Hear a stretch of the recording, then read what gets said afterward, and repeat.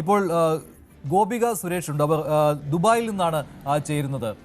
ഗോപിക, എന്തൊക്കെയാണ് അവിടെ നിന്ന് നൽകാൻ കഴിയുന്ന വിവരങ്ങൾ? ഇന്ന് രാവിലെയും UAE-യിലും അതുപോലെ തന്നെ ഖത്തറിലും ബഹ്റൈനിലുമൊക്കെ ഇറാനിൽ നിന്ന് ആക്രമണം ഉണ്ടായി എന്ന രീതിയിലുള്ള വാർത്തകൾ കേട്ടിരുന്നു. എന്താണ് യഥാർത്ഥ ചിത്രം അവിടെ? മഞ്ജുഷ്, പശ്ചിമേഷ്യയിൽ അതിസങ്കീർണ യുദ്ധ സാഹചര്യം എന്ന് തന്നെ വേണം പറയാൻ. ഇന്നത്തെ ഏറ്റവും പ്രധാനപ്പെട്ട വാർത്ത ഇന്നും UAE-യിൽ അതിക്രമങ്ങൾ ഉണ്ടായി എന്നുള്ളതാണ്. എയർപോർട്ട് പരിസരത്താണ് ആക്രമണം ഇന്ന് ഉണ്ടായത്. അതുപോലെ തന്നെ ഷാർജയിലും സ്ഫോടനം ഉണ്ടായി എന്നുള്ള വാർത്തയാണ് ഏറ്റവും ഒടുവിലായി പുറത്തു വരുന്നത്. ഷാർജ ാണ് ഇത്തരത്തിൽ സ്ഫോടനം ഉണ്ടായത്. അല്പസമയം മുമ്പാണ് ഇതിന്റെ ഒരു ഔദ്യോഗിക സ്ഥിരീകരണം വന്നത്. പക്ഷേ ആളപായം ഒന്നും തന്നെ സ്ഥിരീകരിച്ചിട്ടില്ല. നമുക്കറിയാം, മലയാളികൾ ഏറെ തിങ്ങിപ്പാർക്കുന്ന സ്ഥലമാണ് ഈ അൽനാദ എന്ന് പറയുന്ന സ്ഥലം. ഷാർജ ദുബായ് ബോർഡറിനോട് ചേർന്ന സ്ഥലമാണ് അൽനാദ. ദുബായിലും മറ്റും ജോലി ചെയ്യുന്ന ഏറ്റവും അധികം മലയാളികൾ തിങ്ങിപ്പാർക്കുന്ന ഒരു ഇടമാണ് അൽനാദ എന്ന് പറയുന്നത്. മലയാളികൾ ഒക്കെ തന്നെ ആശങ്കയിലാണ് എന്ന് വേണം പറയാൻ. അതുപോലെ തന്നെ മറ്റൊരു കാര്യം, ഇന്ന് 2 പേർക്ക് പരിക്ക് സ്ഥിരീകരിച്ചിട്ടുണ്ട്. മറ്റൊരു ഭാഗത്താണ് 2 പേർക്ക് പരിക്ക് സ്ഥിരീകരിച്ചിട്ടുള്ളത്. ദുബായിൽ ഈ ഡ്രോണുകളൊക്കെ തന്നെ ഇന്റർസെപ്റ്റ് ചെയ്ത് താഴേക്ക് പതിക്കുന്ന അതിന്റെ അവശിഷ്ടങ്ങൾ താഴേക്ക് പതിച്ചാണ് ഇത്തരത്തിൽ അപകടം ഉണ്ടാകുന്നത്. ഇത്തരത്തിൽ 2 പേർക്ക് അപകടം ഉണ്ടായിട്ടുണ്ട്, 2 പേർക്ക് പരിക്ക് പറ്റിയിട്ടുണ്ട് എന്നാണ് ദുബായ് മീഡിയ ഓഫീസ് സ്ഥിരീകരിച്ചിരിക്കുന്നത്. സ്ഥിരീകരിക്കാത്ത ഒരു തരത്തിലുള്ള വാർത്തകളും നമുക്ക് ഇവിടെ നിന്ന് പുറത്തേക്ക് പറയാൻ പറ്റാത്ത സാഹചര്യമാണ്. പക്ഷേ ഇന്നോളം കേട്ടുകേൾവിയില്ലാത്ത സംഭവങ്ങളാണ് ഇന്നലെ അർദ്ധരാത്രി മുതൽ ദുബായിയെ സംബന്ധിച്ച് ഞെട്ടിക്കുന്ന സംഭവങ്ങളാണ് ഉണ്ടായിരിക്കുന്നത് എന്ന് പറയാതിരിക്കാൻ കഴിയില്ല. വലിയ ഷാർജയിൽ നടന്ന ആക്രമണമാണല്ലോ ഏറ്റവും ഒടുവിലത്തേതില്ലേ? അതും ഈ മിസൈൽ അവശിഷ്ടം പതിക്കുന്നു എന്നതാണോ? ഇപ്പോൾ ആകാശത്ത് വെച്ച് തന്നെ ഡ്രോണുകളും മിസൈലുകളും നിർവീര്യമാക്കുന്നുണ്ട്. അതിന്റെ ഭാഗമായി അവശിഷ്ടം പതിച്ചാണോ ഇങ്ങനെ ഷാർജയിൽ ഇങ്ങനെ ഒരു കെട്ടിടത്തിന് തീപിടുത്തം ഉണ്ടായിരിക്കുന്നത്? മഞ്ജുഷ്, ഷാർജയിൽ അത്തരത്തിലല്ല, സ്ഫോടനം എന്ന തരത്തിലുള്ള വാർത്തകളാണ് പുറത്തുവരുന്നത്. അൽനാദ ഏരിയയിലാണ് ഇത്തരത്തിൽ സ്ഫോടനം. അതിനെ സംബന്ധിച്ചുള്ള കൂടുതൽ ഔദ്യോഗിക വിശദീകരണങ്ങൾ ഒന്നും തന്നെ വന്നിട്ടില്ല. പക്ഷെ ആളപായം ഇല്ല എന്ന തരത്തിലുള്ള പുറത്തു വരുന്നത്.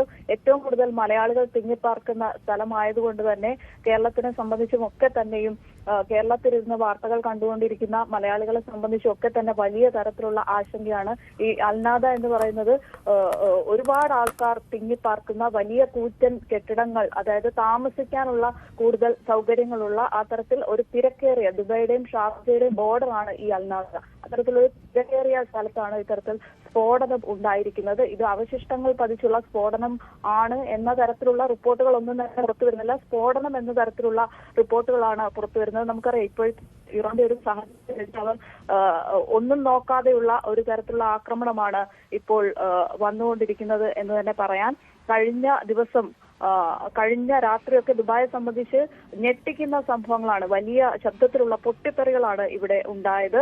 12 മണിക്ക് ശേഷം പല ഭാഗങ്ങളിൽ നിന്നും ഇത്തരത്തിൽ ഡ്രോൺ ആക്രമണം UAE-ക്ക് നേരെ ഉണ്ടാകുന്നു. ഏകദേശം 12:45 എല്ലാവരുടെയും ഫോണുകളിലേക്ക് അപായ സൈറൺ മുഴങ്ങുന്നു.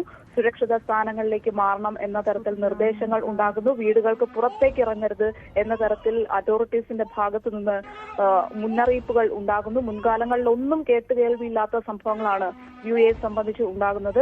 137 മിസൈലുകളും 209 ഡ്രോണുകളുമാണ് ദുബായിക്ക് നേരെ തൊടുത്തുവിട്ടത്. പക്ഷേ അതിൽ ഇപ്പോൾ നോക്കുകയാണെങ്കിൽ ദുബായിലും അബുദാബിയിലും ഷാർജയിലും പ്രധാനപ്പെട്ട 3 നഗരങ്ങളിലും ഇങ്ങനെ ആക്രമണം ഉണ്ടായിരിക്കുകയാണ് ഇറാന്റെ ഭാഗത്തു നിന്ന്, അല്ലേ? തീർച്ചയായും UAE-ലെ സുപ്രധാന കേന്ദ്രങ്ങൾക്ക് നേരെയാണ് ഇന്നലെ രാത്രി വലിയ തരത്തിലുള്ള ആക്രമണങ്ങൾ ഉണ്ടായത്.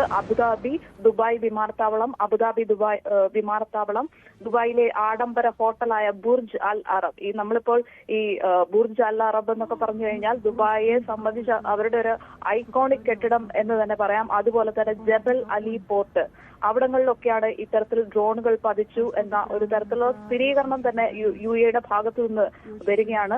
അതുപോലെ തന്നെ അബുദാബി വിമാനത്താവളത്തിന് നേരെ നടന്ന ആക്രമണത്തിൽ ഒരാൾ കൊല്ലപ്പെടുന്നു, 7 പേർക്ക് പരിക്കേൽക്കുന്നു. അതുപോലെ തന്നെ ദുബായ് വിമാനത്താവളത്തിലെ പാസഞ്ചർ ടെർമിനലിനടുത്ത് ആക്രമണം ഉണ്ടാകുന്നു. 4 പേർക്ക് പരിക്കേൽക്കുന്നു. ജീവനക്കാർക്കാണ് പരിക്കേറ്റത്. ഇവർക്ക് ചികിത്സയ്ക്കുള്ള എല്ലാ തരത്തിലുള്ള സൗകര്യങ്ങളും ഒരുക്കിയിട്ടുണ്ട് എന്ന് ദുബായ് സർക്കാർ അറിയിക്കുന്നു. ഇത്തരത്തിൽ കൂടുതൽ അപകടങ്ങളും ഉണ്ടാകുന്നത് ഈ ഡ്രോണുകൾ ഇന്റർസെപ്റ്റ് ചെയ്ത് അവയുടെ അവശിഷ്ടങ്ങൾ താഴേക്ക് പതിച്ച് ഇത്തരത്തിൽ തുറസായ സ്ഥലങ്ങളിലും വീടിന് പുറത്തുമൊക്കെ നിൽക്കുന്ന ആളുകളിലേക്ക് പതിച്ചാണ് ഇത്തരത്തിൽ അപകടങ്ങൾ ഉണ്ടാകുന്നത്. ഞാൻ നേരത്തെ സൂചിപ്പിച്ചതുപോലെ 137 മിസൈലുകളും 209 ഡ്രോണുകളുമാണ് ദുബായ്ക്ക് നേരെ തൊടുത്തുവിട്ടത്. അതിൽ 14 ഡ്രോണുകൾ മാത്രമാണ് ദുബായ് കരയിൽ വീണത്. ബാക്കിയൊക്കെ തന്നെയും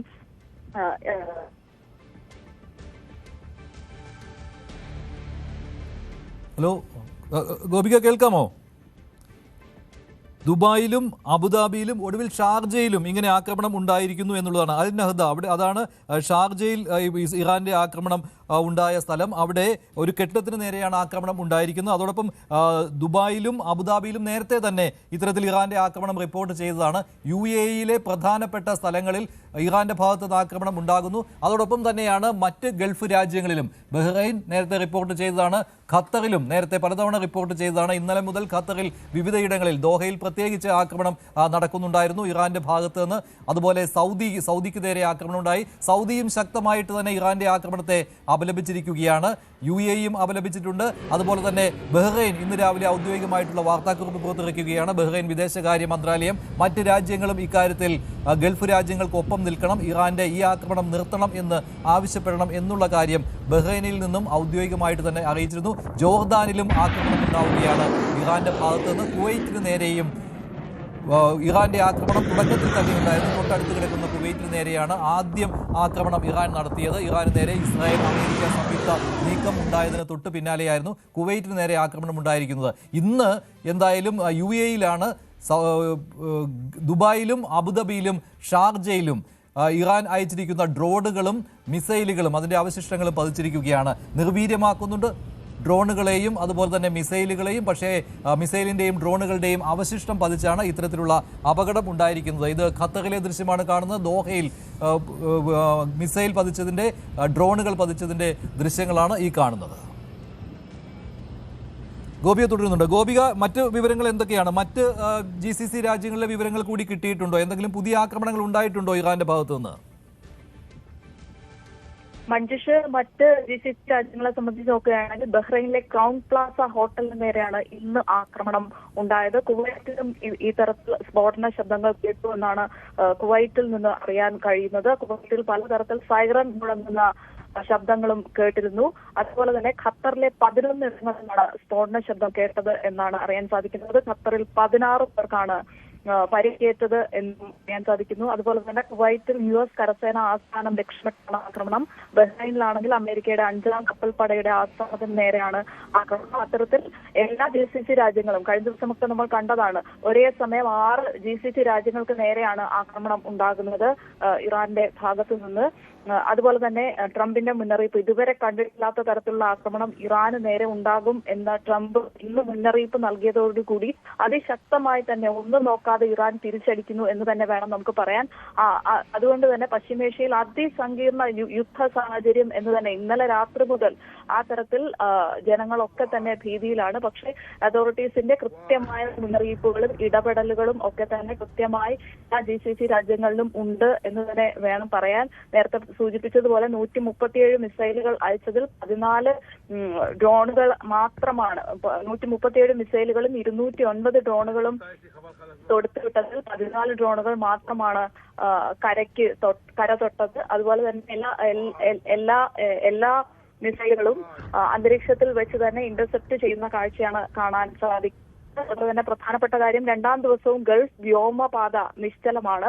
716 വിമാനങ്ങളാണ് ഇതുവരെ റദ്ദാക്കിയിട്ടുള്ളത്. നെടുമ്പാശ്ശേരിയിൽ നിന്നുള്ള 16 വിമാനങ്ങൾ കൂടി റദ്ദാക്കിയിട്ടുണ്ട്. ഇത്തരത്തിൽ 6ാം വട്ട ആക്രമണമാണ് ഇറാന്റെ ഭാഗത്തു നിന്ന് ഉണ്ടായിരിക്കുന്നത്. അതുപോലെ തന്നെ സിവിൽ ഏവിയേഷൻ അതോറിറ്റിയുടെ മുന്നറിയിപ്പ് വന്നിട്ടുണ്ട്. വിമാനങ്ങൾ ഇത്തരത്തിൽ റദ്ദാക്കിയത് മൂലം 20,000 യാത്രക്കാരാണ് ഇവിടെ കുടുങ്ങിക്കിടക്കുന്നത്. യാത്രക്കാർക്ക് താമസ ഭക്ഷണ സൗകര്യങ്ങൾ എല്ലാം തന്നെ ഒരുക്കിയിട്ടുണ്ട്. അതുകൊണ്ട് ഒരു തരത്തിലുള്ള ബുദ്ധിമുട്ടുകളും UAE അതോറിറ്റീസിന്റെ ഭാഗത്തു നിന്ന് ഉണ്ടാകില്ല. എല്ലാ തരത്തിലുള്ള സൗകര്യങ്ങളും ഒരുക്കിയിട്ടുണ്ട് എന്നാണ് UAE അതോറിറ്റീസ് നൽകുന്ന നിർദ്ദേശം. അതുപോലെ തന്നെ ഇന്ന് ഞായറാഴ്ചയാണ്, അവധി ദിവസമാണ്. അതുകൊണ്ട് തന്നെ പലതരത്തിലുള്ള മുന്നറിയിപ്പുകൾ അതോറിറ്റീസിന്റെ ഭാഗത്തു നിന്ന് വരുന്നുണ്ട്. അതുകൊണ്ട് തന്നെ നഗരങ്ങളിലൊക്കെ തന്നെ കൂടുതൽ ആളുകൾ പുറത്തേക്കിറങ്ങുന്ന ദിവസമാണ് ഇന്ന്. പക്ഷേ നഗരങ്ങളിലൊക്കെ തന്നെയും ആളുകൾ കുറവാണ്. എല്ലാവർക്കും വീട്ടിലിരിക്കാനുള്ള ഒരു നിർദ്ദേശമാണ്. ഇന്നലെ രാത്രി 12:45 കൂടിയാണ് ഇത്തരത്തിൽ ഫോണുകളിലേക്ക് അപായ സൈറൻ വരുന്നത്. അതുകൊണ്ട് തന്നെ ആളുകളൊക്കെ തന്നെയും ജാഗ്രതയിലാണ്. പ്രധാനമായും UAE സുപ്രധാന കേന്ദ്രങ്ങൾക്ക് നേരെ ആക്രമണം ഉണ്ടാകുന്നു എന്നത് എല്ലാവരെയും ഞെട്ടിക്കുന്ന, ഇതുവരെ ഗൾഫ് ചരിത്രത്തിൽ കേട്ടുകേൾവിയില്ലാത്ത സംഭവങ്ങൾ നടക്കുന്നത് എന്ന് വേണം പറയാൻ. മഞ്ജുഷ്, ശരി ഗോപിക, എന്തായാലും സുരക്ഷിതമായിട്ടിരിക്കുക.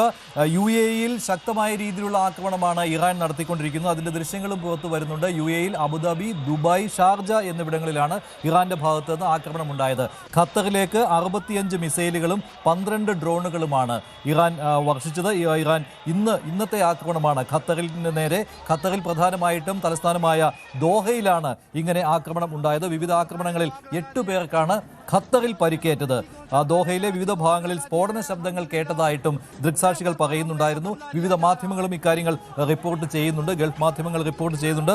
മിസൈൽ ആകാശത്ത് വെച്ച് തന്നെ തകർത്തതായാണ് ഖത്തർ ഭരണകൂടം അറിയിച്ചിരിക്കുന്നത്. ഇന്റർസെപ്റ്റ് ചെയ്യാൻ കഴിഞ്ഞിട്ടുണ്ട് എന്നാണ് ഖത്തറിന്റെ ഔദ്യോഗികമായിട്ടുള്ള വിശദീകരണം. വ്യാവസായിക മേഖലയിൽ ചെറിയ രീതിയിലുള്ള തീപിടുത്തം ഉണ്ടായിട്ടുമുണ്ട്. അതിന്റെ ദൃശ്യങ്ങളും പുറത്തു വന്നിരുന്നു. ഖത്തറിൽ ദോഹയിലാണ് ഇങ്ങനെ തീപിടുത്തം ഉണ്ടായത്. അത് ഖത്തർ ആഭ്യന്തര മന്ത്രാലയം സ്ഥിരീകരിച്ചിട്ടുമുണ്ട്. കറാച്ചിയിലേക്ക് വരാം. കറാച്ചിയിൽ ഇന്ന് അമേരിക്കൻ എംബസിക്ക് നേരെ അല്പസമയം മുമ്പാണ് ആക്രമണം ഉണ്ടായത്. അത് ഖമനയുടെ വധത്തിന് ശേഷം, വിവരം വെളിയിൽ വന്നതിന് ശേഷമാണ് ഇത്തരത്തിൽ പ്രകടനം ഉണ്ടായത്. കറാച്ചിയിൽ പ്രകടനം നടത്തിയ ആളുകൾ കറാച്ചിയിൽ അമേരിക്കൻ എംബസിയിലേക്ക് കടന്നു കയറി എംബസി കെട്ടിടത്തിന് നാശനഷ്ടങ്ങൾ വരുത്തുകയും തീയിടുകയുമാണ് ചെയ്തത്. അജയ് സുധ ബിജു ചേരുകയാണ് വിവരങ്ങളുമായി. അജയ്, ഷിയ വിഭാഗം വിവിധയിടങ്ങളിൽ ഇത്തരത്തിൽ പ്രകടനങ്ങൾ നടത്തുന്നുണ്ട്. കശ്മീരിലും പ്രകടനം കണ്ടതാണ് ഷിയ മുസ്ലിങ്ങളുടെ. അവർ അമേരിക്കയ്ക്കും ഇസ്രായേലിനുമെതിരെ മുദ്രാവാക്യം വിളിക്കുകയും ഖമനേയ്ക്ക് ഐക്യദാർഢ്യം പ്രഖ്യാപിക്കുകയും ഇറാൻ ഐക്യദാർഢ്യം പ്രഖ്യാപിക്കുകയും ചെയ്തിരുന്നു. ഇവിടെ കറാച്ചിയിൽ എന്താണ് സംഭവിച്ചത്? അതിന്റെ കൂടുതൽ വിവരങ്ങൾ വരുന്നുണ്ടോ? മഞ്ജുഷ്, ഇപ്പോൾ പുതുതായിട്ട് അൽ ജസീറ റിപ്പോർട്ട് ചെയ്യുന്ന വിവരമാണ് 6 പേർ അവിടെ ഈ കറാച്ചിയിൽ ഈ കോൺസുലേറ്റ് കൈയടക്കാൻ ശ്രമിച്ചതിൽ 6 പേർ കൊല്ലപ്പെട്ടു എന്നുള്ള വിവരങ്ങളാണ് പുറത്തു വരുന്നത്. ഈ പ്രതിഷേധക്കാർക്ക് നേരെ പോലീസ് വെടിയുതിർക്കുകയായിരുന്നു മറ്റ് ഗത്യന്തരമില്ലാതെ. ഈ വെടിവയ്പ്പിലാണ് 6 പേർ കൊല്ലപ്പെട്ടു എന്നുള്ള വിവരങ്ങൾ വരുന്നത്. നിരവധി പേർക്ക് പരിക്കേറ്റിട്ടുണ്ട്. ഏതാണ്ട് 30-ലധികം പേർക്ക് പരിക്കേറ്റതായിട്ടാണ് നിലവിൽ വിവരം ലഭിക്കുന്നത്. പാകിസ്ഥാനിലുള്ള ഈദി റെസ്ക്യൂ സർവീസാണ് ഇത്തരത്തിൽ ഈ വിവരം പുറത്തുവിട്ടിട്ടുള്ളത്. അത് അൽ ജസീറയാണ് മറ്റ് അന്താരാഷ്ട്ര തലത്തിൽ. കൂടുതൽ വാർത്തകൾക്ക് News 18 Keralam YouTube channel subscribe ചെയ്യുക.